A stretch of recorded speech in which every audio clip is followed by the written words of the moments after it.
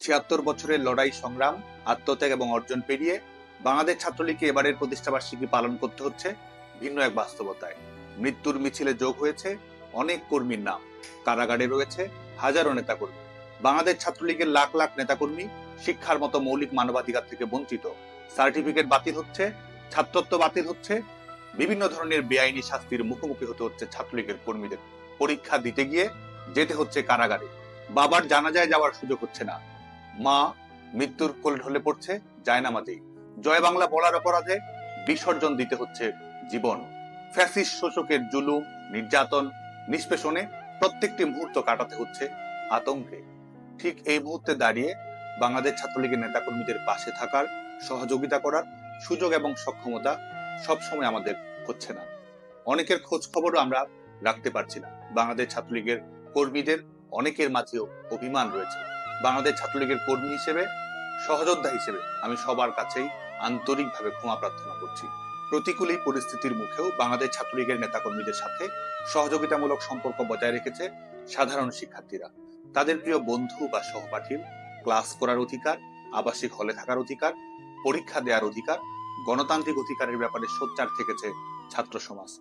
বাংলাদেশ ছাত্রলীগের পক্ষ থেকে তাদের সবার প্রতি আন্তরিক কৃতজ্ঞতা জানাচ্ছি।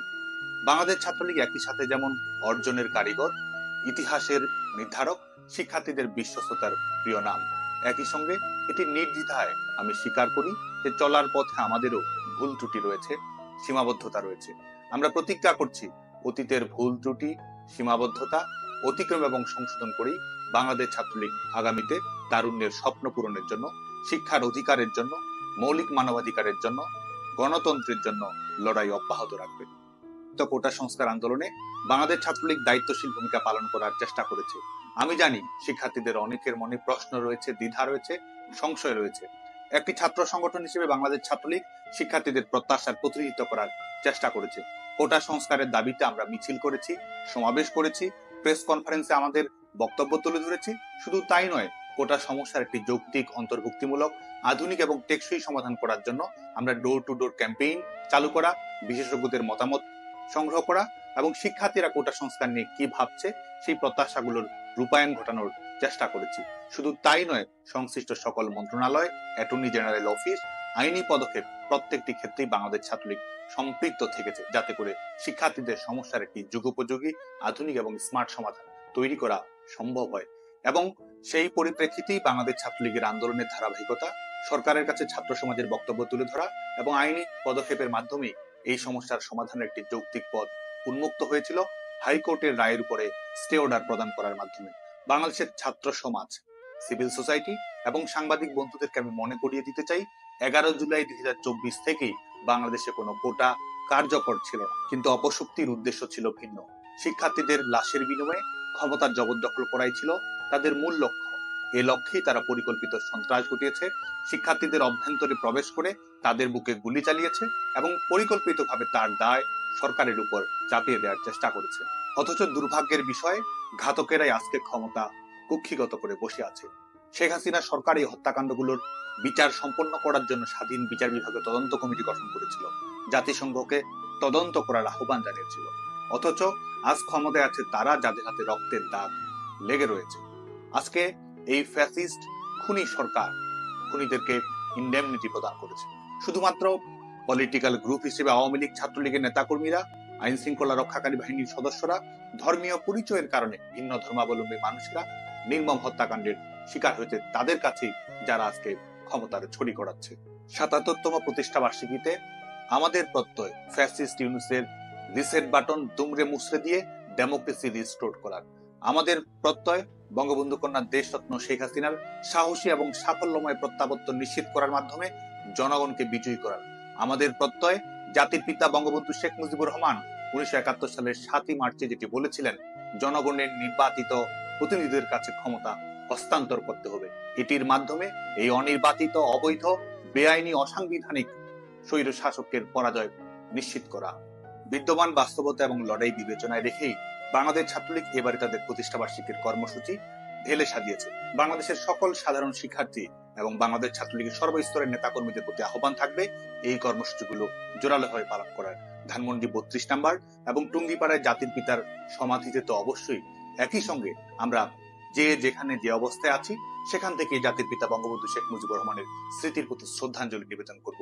বাংলার প্রতিটি ঘর ধানমন্ডি 32 নম্বর, এই হোক আমাদের প্রত্যয়।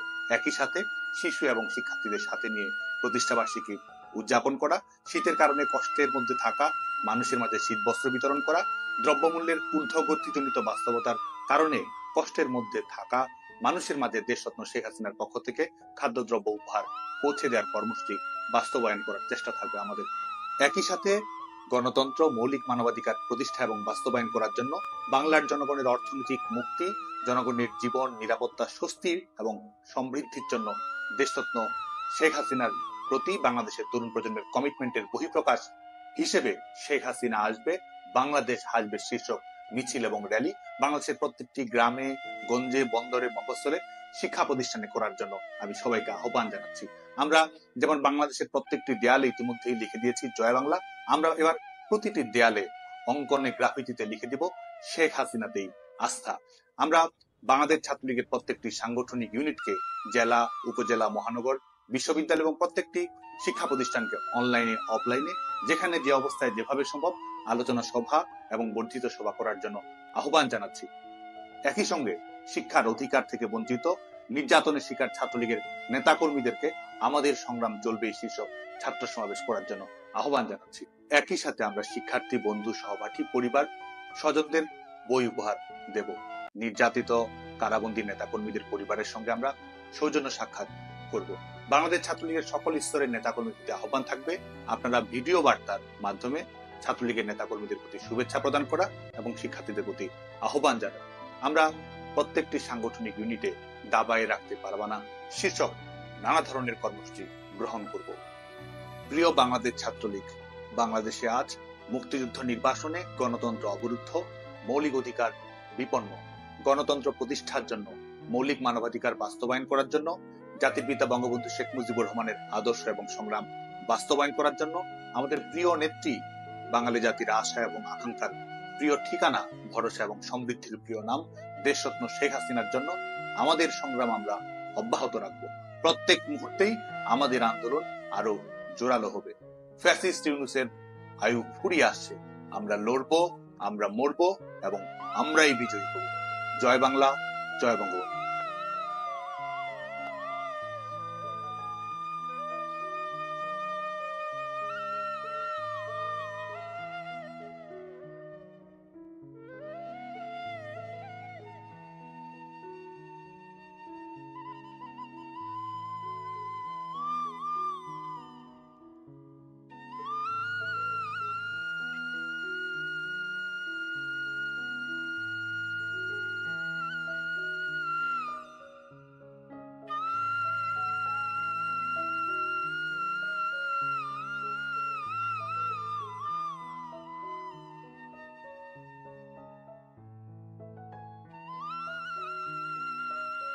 পূজা মণ্ডপে গান গাওয়ার ঘটনায় উত্তাল গোটা দেশ। সেই রেশ কাটতে না কাটতে এবার মণ্ডপে গীতা পাঠ করলেন জামাতের এক নেতা। অধ্যাপক মতিয়ার রহমান নামের জামাতে ইসলামীর এই নেতা কেন্দ্রীয় মজলিসের শূরার সদস্য।